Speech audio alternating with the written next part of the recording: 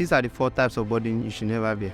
Number 1, parents. It may sound a little bit controversial, but it's the truth. Sometimes you feel your parents are holding you back. Maybe that's the case, because if you have to, at a very early age, cater for all their needs, buy them clothes, thinking of buying them houses, cars, because you saw Destiny Etiko or any other celebrity online doing the same, you feel that's the next thing you need to do in your career. It may seem true on one hand, but on the other hand, you are not yet there. And because you are not yet there, if you are trying to cater for that at this point in time that you are, you will not be able to get there. You're not able to get to that point where you'll be able to truly cater for them. There's one reason why the eagles fly low. It's because the eagle wants to fly high. If the eagle tries to take along his family member, his wife, his children, he might probably not fly that high. So what am I saying?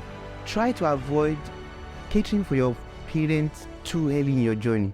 If your parents were self-sustainable and could afford to buy houses for their own parents, then you will not be in the shoe of being the one to bear that burden. In order for you to move really fast, you don't want it to be that it is those people that you want to actually cater for that are holding you back. I'm not saying you should not attend to medicals, health, basic needs when and if you can.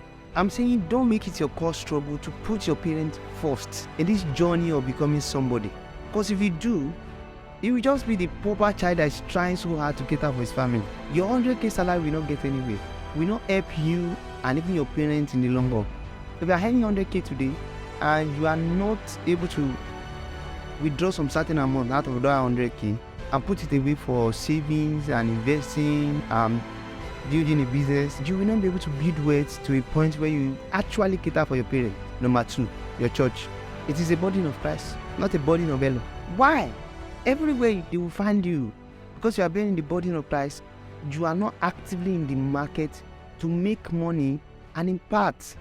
The gospel will move further if you can contribute more tangible capital. It will reach the poor, the naked, the destitute. People who cannot afford to fend for themselves are going to be rich if you can actually bring capital to the table of Christ. Don't bear the burden of church pettiness, the basic things of church. You just want to be seen in action every now and then. If you really want a life for yourself, you have to set the boundary for your contribution at church. I'm not saying you should not take on a role. I'm saying you don't have to be everywhere. They don't have to see you on Monday, Tuesday, Wednesday, Thursday, Friday, Saturday, Sunday. You are that available for your church activities. You are the drummer, you are the chief choir, you are the chief usher, you are the evangelism chord, prayer chord, sister in Israel. Only you. Pastors in charge of children, take it easy. Do something practical with your life so that you can contribute to the body of Christ with capital. And number 3, your siblings. Some of you care so much about your brother, your sister, your niece, your nephew, and even before you got your first apartment, you already took them in. You are trying to feed 2 mouths at a very early age. You are trying to cater for every children from your village, even when you don't have a sustainable income. Stop taking early burdens that are not directly correlated to revenue. Only be interested in things that will make you money at this age, unless you can truly afford it. I'm not saying when you have 5 cars, 2 cars, or 3 cars and you're not giving one to your siblings. I'm saying when you can't even afford public transport, why take on your brother to live with you? Let that guy learn core principles of wealth generation. Let him too strive in the market. Let him give you a try. Number 4, your girlfriend. You are buying both straight, wigs, gown, clothes, shoes, bags, all of the things that your girlfriend needs. You are Joe Boy that spent 50 million on his girlfriend in 2 years. What for? She's not even your wife. Your wife is your body. Your wife is your body, not separable. One single entity. Admit to that. But what about a girlfriend? You are not a one body. Can I believe she is a viable force in the market just like yourself? And if she is a viable force in the market, you don't have to bear her burden. Why are you having a messiah complex towards saving girls who are broke and working at cheap companies? Stop taking on burdens that is not sustainable. Stop taking on bills that will not allow you to become a person. You see, that girl that everything is about billing you will leave you when you can't afford resources at the A level. She will leave you for a guy who can. It's very simple. It's logical. Don't stress yourself over a girlfriend.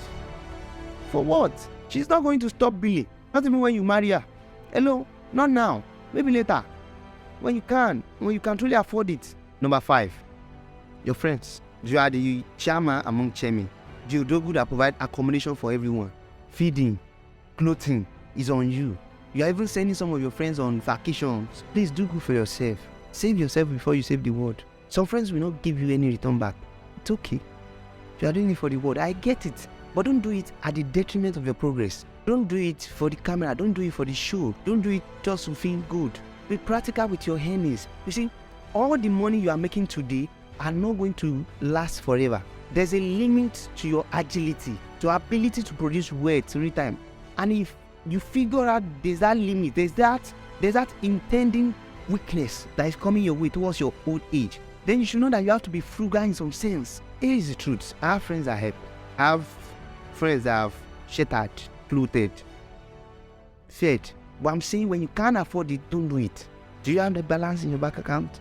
I don't want you to provide for your friends and later recount story of how you were helping him. Now he has bloomed. It shows that you are not bloomed before helping people. It's only bloomed people that is meant to help people. That do not mean you should lose your humanity, but know your limits, know your capacity, know what you can do. Number 6, your boss. Your boss cannot hire enough staff to cater for the company, to ensure that the work is going on smoothly. Don't do it. Don't kill yourself. Don't overkill yourself to ensure that the company is working.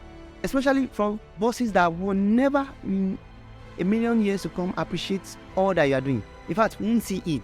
Why are you killing yourself over a job? You see, set your boundaries and state it clear. Know when you are supposed to resume and know when you are supposed to close. And know when you have to do the extra mile that makes you an A player. Here's the thing. Knowing context is very, very important here. You have to know when the team needs you. And you have to know when you are doing too much. Don't take on the burden of a company. Don't take on the burden of a business that is not your own. Burnout is real. Even if it's your business, you can get burnout. Stop overburdening yourself with the details of the business. If you die, someone else is going to take over or the business will cease to exist. Cut short your burden. If you want to find out more, follow my page. There's always more wisdom from the wise man. Join my Telegram group and be part of the inside. See you later. Thank you.